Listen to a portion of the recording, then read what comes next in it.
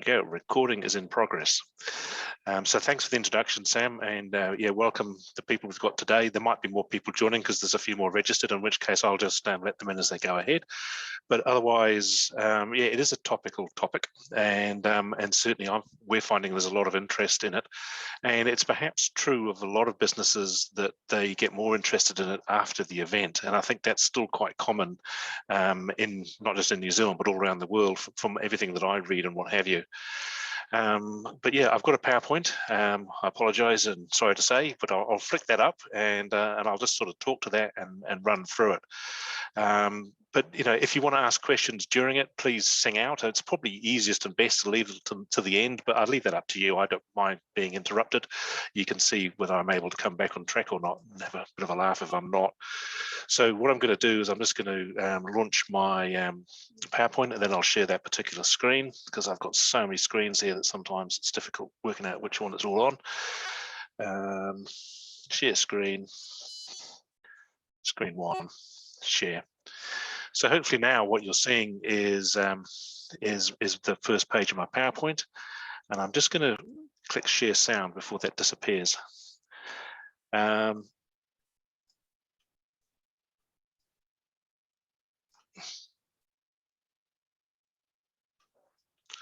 Weird. Okay, so yeah, cybercrime, and thanks to the Chamber of Commerce for putting this on, and obviously I'm very pleased to help them. We're a Chamber of Commerce key media partner, and very happy to contribute to what the Chamber's doing. This is not going to be, it'll take 30-35 minutes, and then maybe there'll be some questions or not. So that's sort of the rough time frame. It's not intended to be a detailed thing. It's not intended even to be a tech thing. It's not really even intended to give you long lists of things that you should or shouldn't be doing.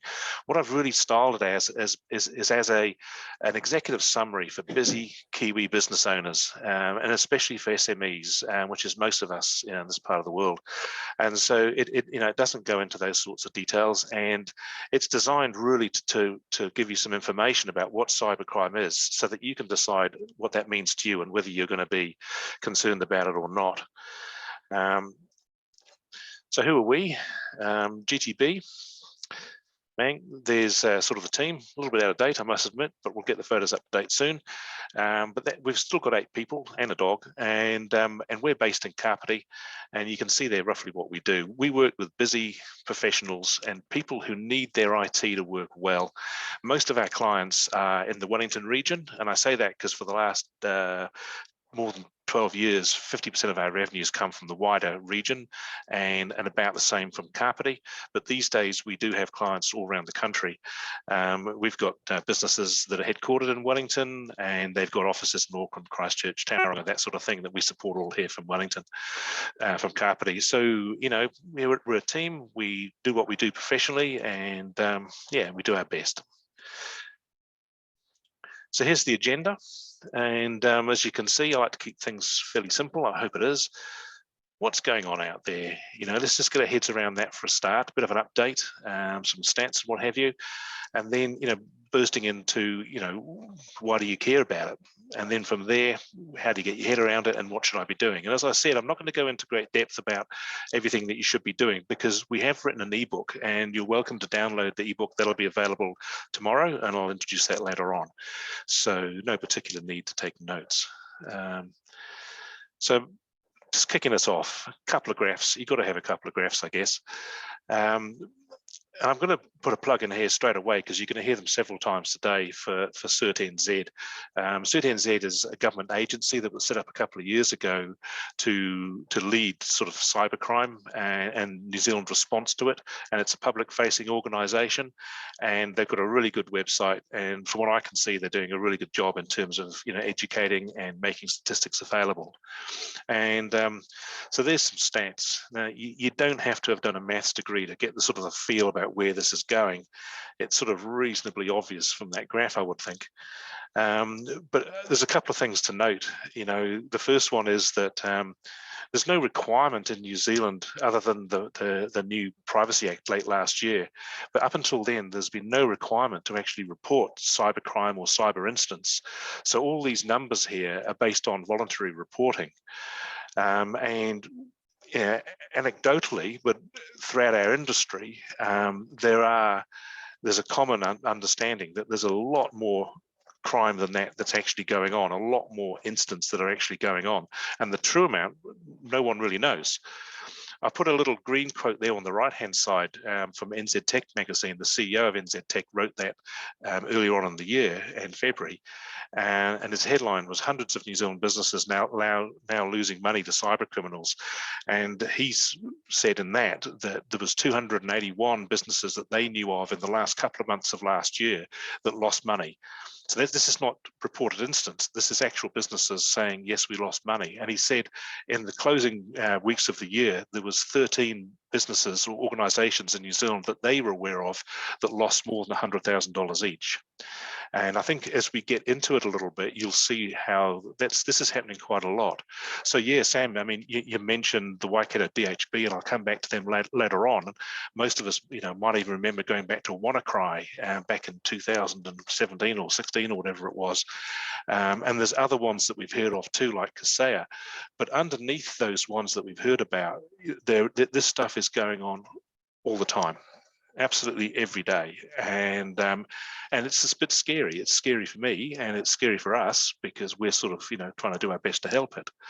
And the stats are going through the roof, and certainly COVID hasn't stopped it at all, because on top of all the stuff you've already got, you've got people working from home on gear that's not properly secure, and they're being targeted by scams and tricks that have been especially developed just for COVID. So yeah. It's interesting. Next, I want to show you a video, and it's a 4-minute video, and I'm just going to pop that into there like that, and I'm going to blow it up, and you want to make sure your sound is on. The sound on this is quite good. I'm just going to check that again. Yes, we're on share sound, and yeah. So here's a 4-minute video. Enjoy. Can you? Yeah, you can see that. You can see the YouTube.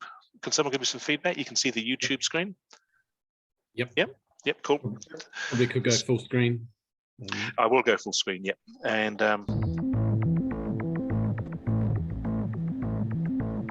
how did you decide to become a hacker? Well, I'm not really sure what it means to become a hacker. That's like some guy in a hoodie who types really fast and stays up all night writing code and cracking passwords. It's not me. I just spy on people and see what makes them click. It's not a bad job. Mark Hanning, CEO of Qualicart, set to report earnings after their blockbuster IPO. So you consider this a job? I put a lot of work into this. I'm not lazy. It takes research to figure out the key players, learn all about them, their families, their friends, what they care about. You have to understand the company's organization. I get a lot of my information from the sales department because they're always so quick and eager. They're hungry. People trust too easily. They don't look at the details. I do.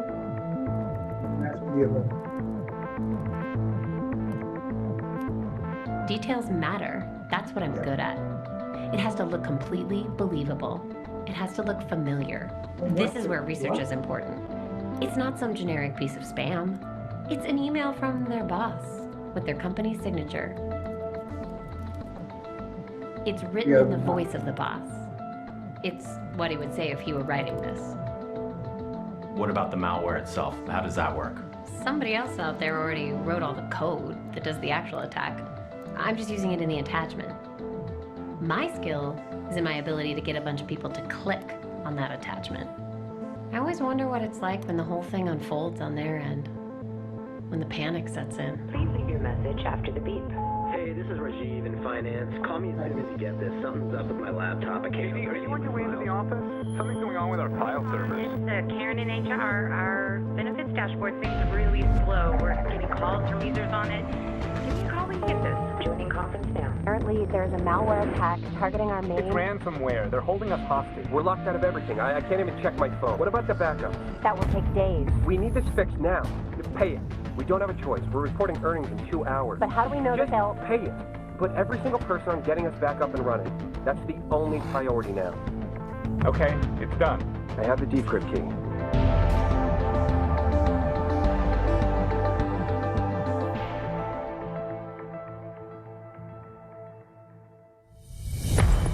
Mark, we have a big problem. The ransomware was just to distract us.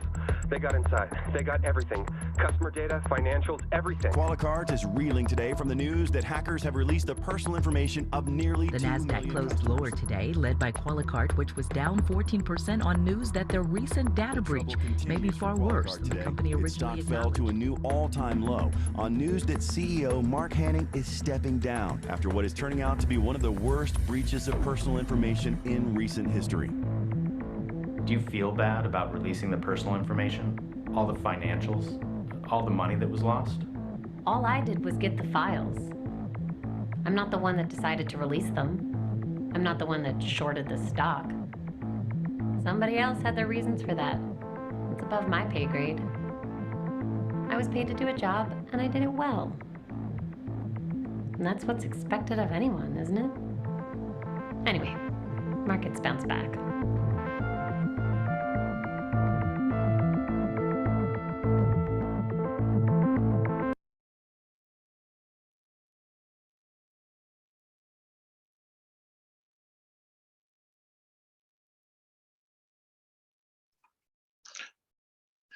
So let's pop that over that screen. Yeah, it's a video, right? Now, when first time I saw that a couple of years ago, I thought, oh my God, you know, is this true? And it's not. It's actually a dramatization. It's an advert actually, or part of one. But it was based on an actual event that did occur, which is where people were deliberately trying to short the stocks and affect the share market performance of a company. But the reason why I play it is because it's big company stuff and we're not a big company, you know, you guys aren't either, not that size. It's just because it illustrates, you know, you've got ordinary everyday people. It illustrates a bunch of stuff, but you've got ordinary everyday people who are doing some of these hacks, and it's a job. It really is. It's a job. This is an industry that we're dealing with, and I think that's the real point. So you know, you think of hackers as criminals, but in reality, they are, but they're also people earning a living. And if you run a business and your business doesn't make profit, will you run that business? And the answer is no. You would get out of that business sooner or later. And it's the same with these guys. They need to make a profit from what they're doing. They earn a living from it, and yeah, and it's a very attractive living in this day and age. And often they're people working in regular offices and what have you, and they they go to work and it's a job they choose. Like she says, I'm good at this, and yeah, so yeah, quite interesting. And that's about ransomware, obviously, which is one of the things that's going on. I'll come back to a number of points that are raised in that video. But firstly, she mentioned the dark web, and I'm not sure people really understand what the dark web is. I'm not sure I do myself, to be honest. But the dark web is like another part of the internet that you can't see, and so it's hidden, and that's probably why they call it the dark web. And there's two things about it. One is you can't see it easily, and you certainly can't see it with Chrome or Explorer or anything like that. And the other thing is stuff on the dark web, it's very, very, very difficult to track it. It's virtually impossible. So what that means is the dark web is the ideal place for people who want to do, dirty deeds done dirt cheap. AC/DC rings in my ears. Nefarious deeds and what have you. So it's the place that if you were that way inclined, you'd go for your child porn. It's the place that if you're that way inclined, you would go to buy your drugs or your weapons or find the people who are going to sell them to you. It's the place where you'd go and find credit card numbers and bank account numbers that you can hack into. And it's also the place where you can go and buy lists of databases that have been hacked. And so if you are a hacker or intending to have a criminal career, it's your resource. It's the place you go. So she mentioned in that video about, you know, so how do you do the technical stuff? And she goes, oh, I don't do that. Someone else does that. I'm just expert at getting people to click on things. And that's really important. But the technical stuff, you can buy it on the dark web. So you maybe not you, ladies and gentlemen, or me either, but a person could, if they wish to, find out how to go to the dark web, because you just have to download the right software to be able to go there, go to the dark web, and they can buy like ransomware as a service kits, so that you could set up a little from home ransomware as a service. And they're available from as little as $40 US, $50 US a month. A bit like, you know, you pay for Xero and you're paying for software as a service.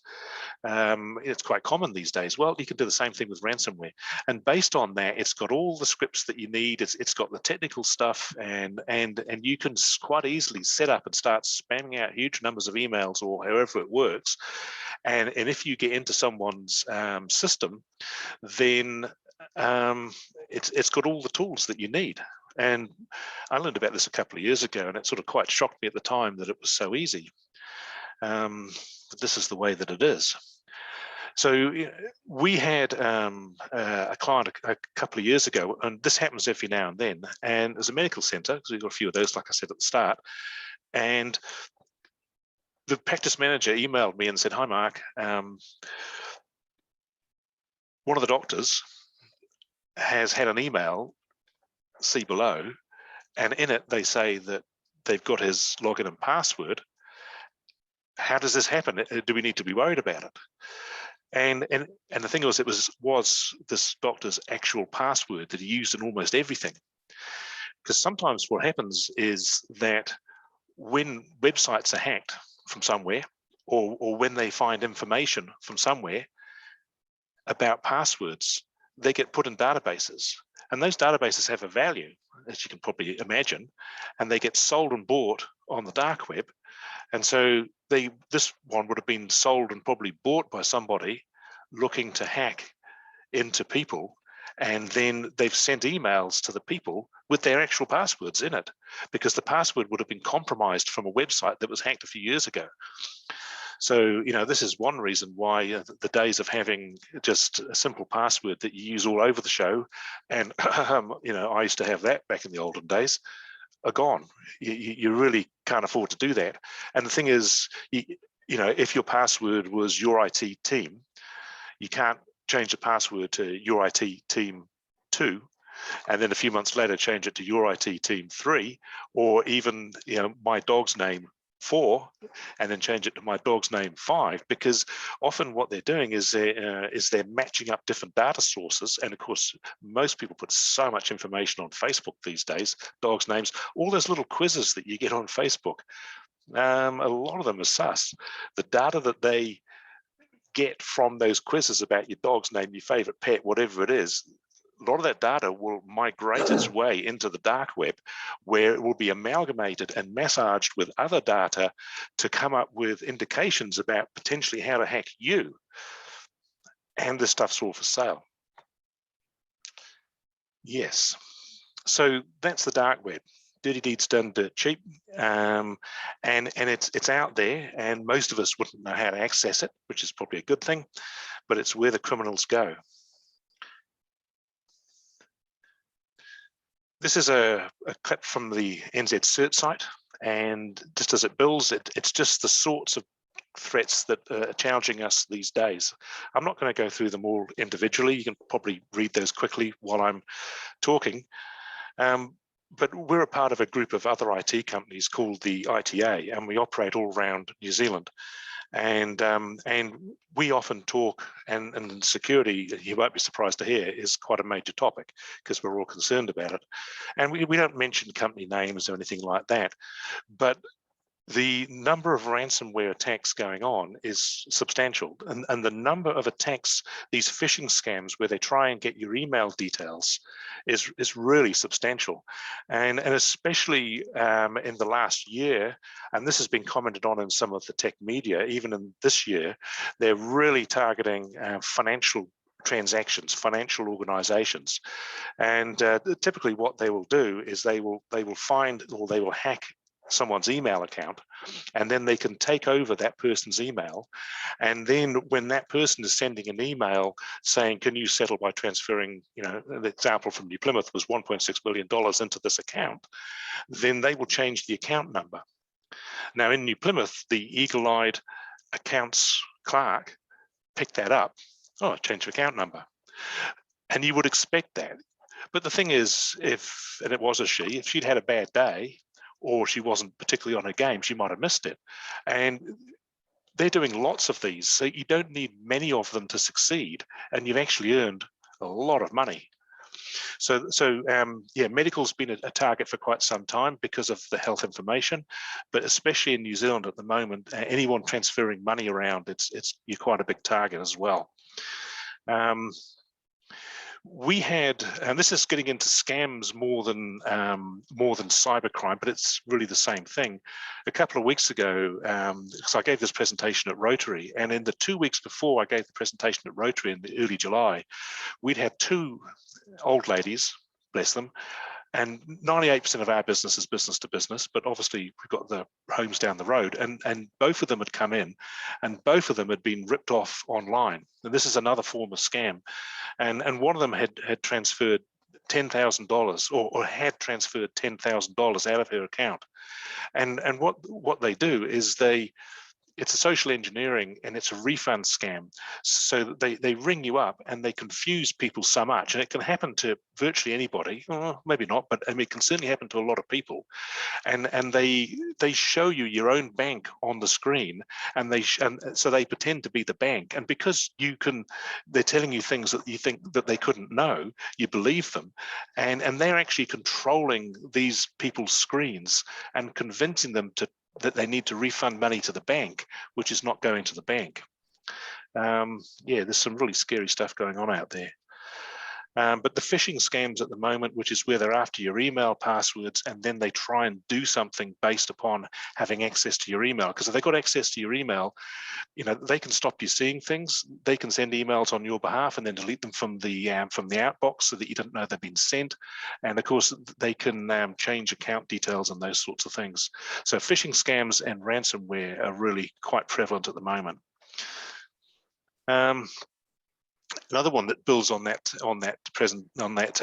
YouTube video is about criminals, isn't it? And yes, it is.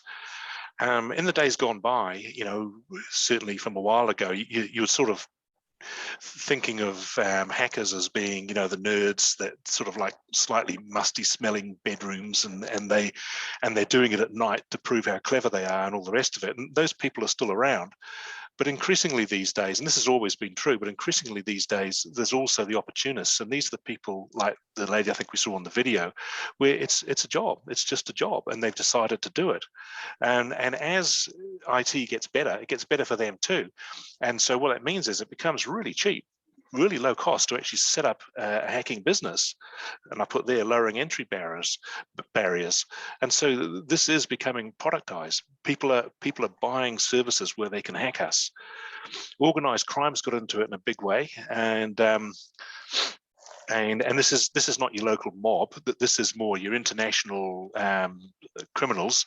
And what they're doing is they're going out and they're getting very organized, transnational, and they're hiring some of the best and brightest out of universities and putting them to work, developing the tools that they need to do what they do. And of course, we've all heard about state actors. A couple of years ago, when I used to do this similar presentation, I'd say it's true, it's not conspiracy, because I think now we all have seen it often enough that we know it is true. And those countries there and others besides, I mean, Biden got stuck into Russia recently after the Kaseya hack, saying, hey, look, this is not good enough. Because I think Putin's response was along the lines of, well, look, you know, it's not a crime in Russia to actually do that sort of thing.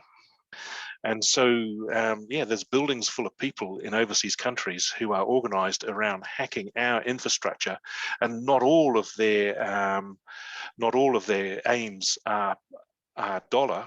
A lot of their aims are political. They're basically trying to destabilize our countries. And this is a fact.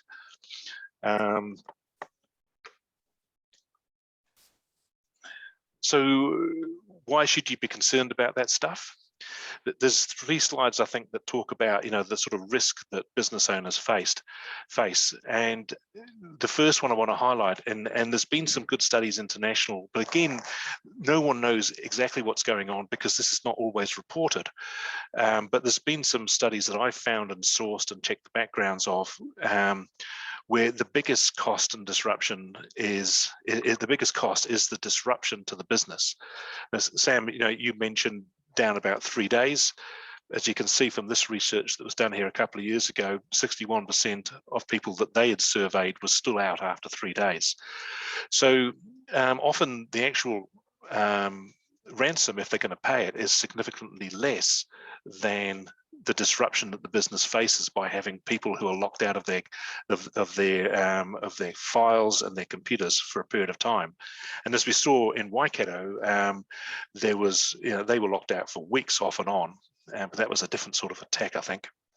So yeah, so why would you care? And the answer is because if you get hit, if you get locked out, it actually costs you quite a bit of money.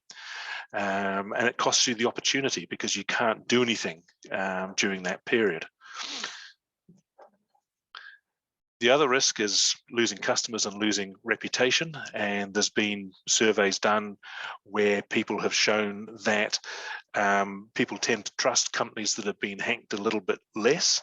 And so there's a potential cost there to you, to your business, to your reputation within your industry, to your reputation with your customers.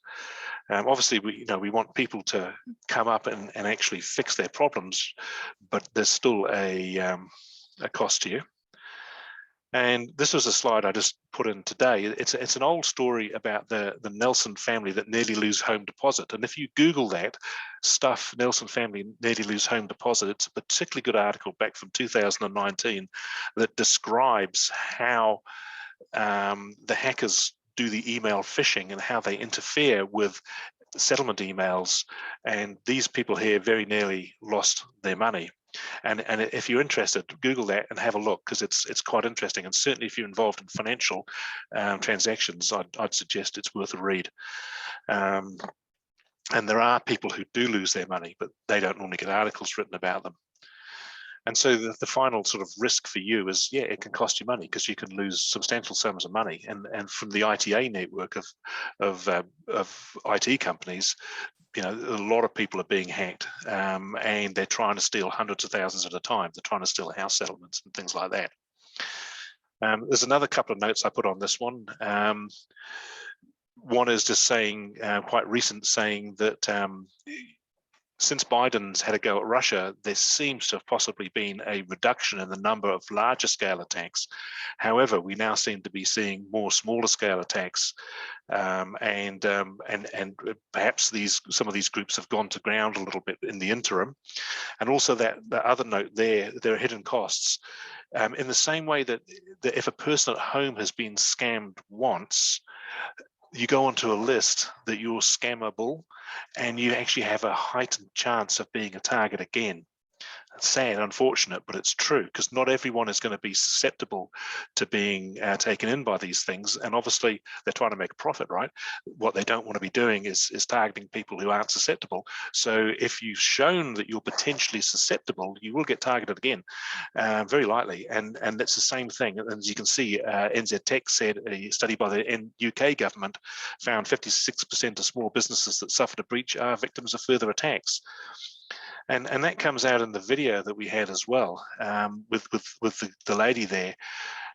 because she did her bit and they gave them the key, they got everything back. Phew, thank goodness for that. And then the music changes again. And again, I've done a bit of reading around this, and internationally, there's no major police force that would recommend you pay the ransom, because this is, you know, the FBI, New Zealand, all the rest of it. Because if you do, there is still a chance that they're going to come back in the future, either because you've paid once and they'll just, like blackmail, you know, they'll come back another day, or because they've kept things that enable them to target you more easily. So really, not paying the ransom is probably the way to go. So okay, right, there's a whole lot of stuff here, and even without scratching into the depths of all the different sort of styles of attack that people use, because I think the motto there is you just got to be really careful and look out for stuff that's you know, that's not right. How do you get your head around this as a business person? And this is one of the ways that I try to do that. And so this wheel here is from NIST, and NIST is a US government department that exists to research business best practice. And they produce, and have been for a couple of decades, the business excellence framework that's widely used around the world, and that was supposed to help the US come back against Japan back in the 70s, and it's still around. Our local business awards use it as a base, and they also do this cyber security framework, and I like it because it's in color and because it's simple. And so identify, protect, detect, and respond. And I've got another slide next that gives a bit more detail about that. But 80% of people, just keep in mind that with cybersecurity, still these days, give or take, because no one knows for sure, 80% of hacks that are successful are something to do with people. So, okay, you've got identify, protect, detect, respond, recover, and all that sort of stuff. That's all great, right? And there's lists of things you're supposed to do in your business. Great. But keep in mind that 80% of successful attacks are still because someone clicks on something or something like that. So this is still a people thing. So what should I be doing? This screen's a bit busier, and because what I've done is I put some of the top things that you should be thinking about for each of these underneath each of these headings. You take a screenshot if you like, but this information, or similar to it anyway, because it's not the same, is in the ebook that I'm going to offer you at the end. So identify, and I really don't want to get too deep into this, but yeah, identify your digital assets. I'm just going to talk about the bold-faced ones. You know, an audit of some sort, an assessment. And I've got GTB cybersecurity assessment up there. That's my blatant marketing for my own company, because we do cybersecurity assessments, and we also do discussions, which is a simpler product. The assessment goes a lot deeper. But I mean, sometimes, you know, you've just got to stop and say, in my organization, where am I using digital assets, stuff that's digital? Because once you've got that list, it's good to have it written down, and from that you can then start to identify the vulnerabilities, and you can start to identify the risks that you face. And I'm not talking about IT stuff here, I'm talking more about at a business level. You know, if something were to happen, what about this? Would that affect me? And how long could I afford to be out of action for? That sort of thing. And so, yeah, this first one, identify, is a sort of a leadership quadrant, really. It's talking about identifying those assets, understanding those risks to your business, and then from that, making up an action plan so that it actually suits you and your business. Now, we've got a couple of people on the call here, you know, who are very small businesses, and obviously you scale these things appropriately. You know, you don't go spending a week doing a cybersecurity assessment if you're a one-person band. But the other key points I like to make are about, especially if you've got staff, it's really important that leaders walk the talk. And there's been quite a lot of publications lately saying that cybersecurity is not just an IT problem. And because there's a tendency, certainly, to say, oh, it's an IT thing, I don't need to worry about it. But it's actually not, it's a people thing. And it's an organizational thing. And so IT can't do anything unless the organization's behind it. So, you know, if you say that everyone needs to wear a beanie on Tuesday to your work, and then you don't wear a beanie, then no one's going to listen to you. And it's the same with IT. You know, oh yeah, cybersecurity, you need to be careful of that, and then you immediately move on to the next topic. So it is very important that it's a topic that's led within the business, and you pick champions, and you need to engage the team on that so that they realize that they're actually responsible for it as much as anybody else. Okay. And so moving on from that one, protect, there's a whole bunch of stuff under this. But the most common things, and CertNZ would agree with this, because you know, obviously we reference their site as well as our own experience, is, you know, operating systems and your applications need to be patched routinely. And that's a really important thing. I mean, we've got a thing called SureIT that does that. It's a remote monitoring agent. But you know, one of the biggest, a lot of hacks are designed to take advantage of vulnerabilities because things aren't patched properly. So that needs to be done. Whitelisting is where your system only allows certain programs to run on it, because often people will try and download stuff, and sometimes stuff will try and download itself. And by having your system only letting itself download things that you or your IT company have said is good, then it can reduce your risk. Another one down in the middle there, with everyone working from home, that's been a thing over the last year. If you take your laptop home and it's all secured nicely, then that's probably not a bad thing. But some people are using home computers, or when they're at home, they're connecting in via RDP, remote desktop protocol. It's not secure. There was an article about that recently on CertNZ. At GDB, we'd use a VPN, virtual private network protocol. But the short story is, if you're working from home, just bear in mind that if you're not properly set up, you can be a risk, you can be a hazard. Right? We've got lawyers with servers, and we need to make sure that when they work from home, that they've got the appropriate security to get through the protections, so that they are protected as home as they are at work, because otherwise they become a big risk. 2FA is a very important thing. You're probably all doing that now, and we've certainly been harping on to all our clients about it for quite some time. And that is two-factor authentication, and it's the thing where you need to, you know, use your phone and enter a code or something like that. And it means that rather than just a password, you also need to have some other form of identification, which means if someone steals your login and password, they still can't get in because they haven't got your cell phone. And that's a very effective protection. If you haven't got 2FA set up, please get it set up. Strong passwords, and really, if you're using strong passwords, you need to have a password manager. Otherwise, you'll be, you know, trying to remember really complicated passwords and losing them. Yeah, you need to have not so much antivirus these days. We use what we call endpoint protection, which is sort of like antivirus on steroids, and for business grade computers. A couple of years ago, a few years ago, when Microsoft 10 came out, Windows Defender that came free with Microsoft 10 was quite a good product. And we said to a number of our smaller clients, you know, who were probably less at risk, we said, look, you know, you can use Windows Defender because it's getting really good security ratings and all the rest of it in the independent tests. We stopped doing that a couple of years ago. You really need to have some pretty good endpoint protection these days, because there's just too many threats. You then respond. So yeah, you identify the risks, you protect against them. You have a system in place where you can detect reasonably quickly, hopefully, what's going on. If something does happen, you respond. So you have a plan, people are trained in the plan. And a good thing is just to, you know, if you're in doubt, just carefully pull the cord out of your computer, your power cord, because it's really hard to hack a lump of plastic. You know, so just take action like that. If you've got backups for your data, then they need to be tested periodically, because otherwise you don't have any confidence that when you really need the backup, it's actually going to work for you. And so, yeah, all your important data needs to be backed up, and you know, it really does.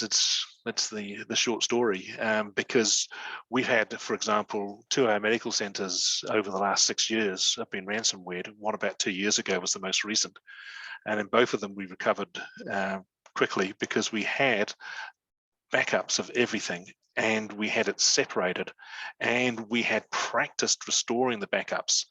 So the last one was a large medical center 2 years ago. We think a doctor clicked on something at home and it went through the pipeline, the VPN pipeline, into the server and got loose, and we had them up and running again within 24 hours.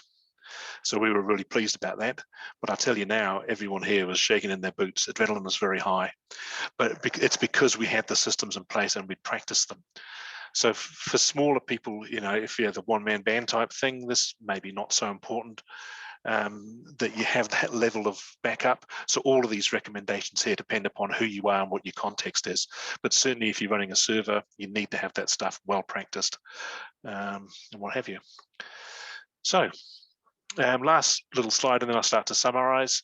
I just really want to make the point, and this is more of an ethical sort of point, that, you know, in your business life, I think as business owners, what are you responsible for?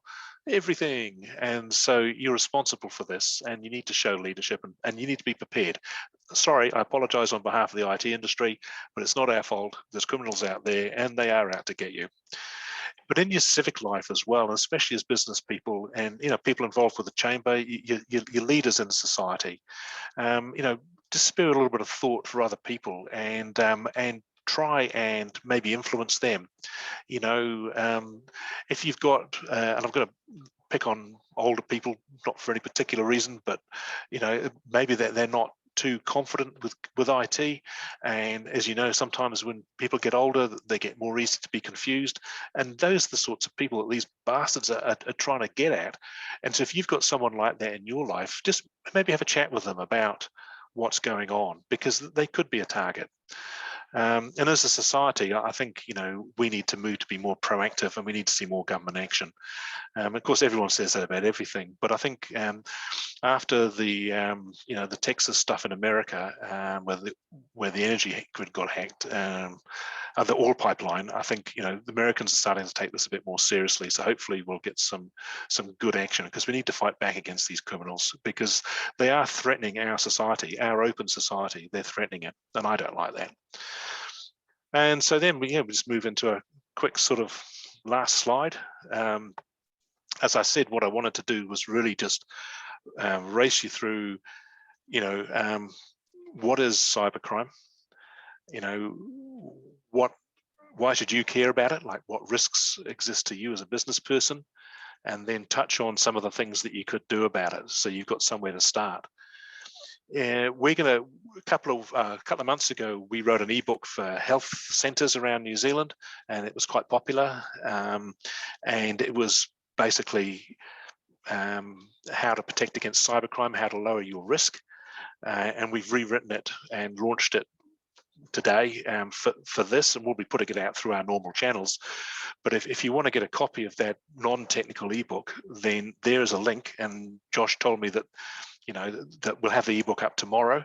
So what we'll do is we'll email everyone on this, and if you want to get a copy of that, please do. And it sort of touches on some of the stuff I've said here, and it also provides some information about things that you could be doing. But like this, it's intended to not be too complex. If you want to subscribe to our regular comms email, we'd love to have you as a subscriber. And of course, you might want a GTB cybersecurity assessment as well. You never know. But yeah, it's annoying in that we have to put up with this, ladies and gents, but I think, you know, we do, and we need to deal with it. And if we don't deal with it, it's not until after you've been hacked that you wish you'd actually taken better action. So that's probably me. That took a couple of minutes longer than I thought. Is there would anyone like to ask any questions or share any points? Yeah, hi, Neil here. I just want to say thank you very much, Mark, for this. But also, I put in the chat as well, if you haven't noticed it, there's a good website to check and see if you or if your email ID has been released in a data breach previously. So it's just haveibeenpwned.com, but pwned is PWNED. And so it's good to check that regularly and make sure that your email IDs are not on lists. And if they are, definitely get up and change your passwords. No, thanks for that, Neil. Yeah, that's good. I've heard of that website before. Don't use it myself. We use, I use here, we have our own system for our client passwords, and that's totally separate. But use LastPass. and finding LastPass is good, and it's getting good cred in our industry, you know, as being an alternative, and especially an alternative to your Google Chrome password locations. But yeah, that's awesome. And LastPass will tell you if you've been exposed on the dark web as well. Thank you for that. Anyone else? Thank you, Mark. It's very informative. Thanks, Barry. Mark, is there a need to back up your emails if you're cloud hosted, say by Google or Microsoft 365? No, I'm only allowed to give one answer to that, and that is yes. But get me over a pint of beer and I might give you a slightly longer answer that's along the lines of, yeah, well, certainly there's a variety of reasons for that. And if you go and talk to Microsoft, that they would tell you that 365 is not a backup system. And you know, they will restore things if they can, and if they can't, they won't, and that's your bad luck. And so prudent organizations, and especially larger organizations, will definitely have a backup for their 365. And one of the reasons is, I mean, it's not so likely that Microsoft's going to go down, although maybe they will, but often there's human error that comes into it. And story for me, thank you for your story earlier, but you know, we use Dropbox Business. We use 365, obviously, with Microsoft Silver Partners, but Dropbox Business. And a few years ago, I'd done a whole lot of work around 365, and it was in my product development folder. And I must have flicked or something and caught it and accidentally dragged and deleted it. And it wasn't for several weeks that I'd noticed that I'd lost this folder that I put all this work into. And it's like that with your 365. If you accidentally delete a folder or an email and you don't notice it until it's been purged by Microsoft and you're beyond their 3 months, I can't remember what it is today, it changes, beyond their period of retention, you can't get that back. And so the only way you can get it back is if you've got a separate backup somewhere where you're able to go back in time. So yeah, Microsoft would tell you you need to back up 365. It's definitely prudent to do it if your data is important, and same applies for Google. Yeah. Is there any more questions from anyone? Thanks, Mark. Yes, Brian. I need to go, so thank you very much again, and I look forward to the book. All right. Well, I think I picked up a couple of things, and that's definitely raising awareness. And I've had a friend in Auckland who got scammed $400,000 by people getting into his emails, imitating invoices. And I've also had a friend of a friend who someone got into their Xero and changed the invoice number on the invoice he's sending out. So I think being aware of the risks and then walking the talk and having that two-factor authentication is key things that I've learnt. But I just want to thank you for your time this evening, Mark, and thank GTB for being key partners of the Chamber. We appreciate your support.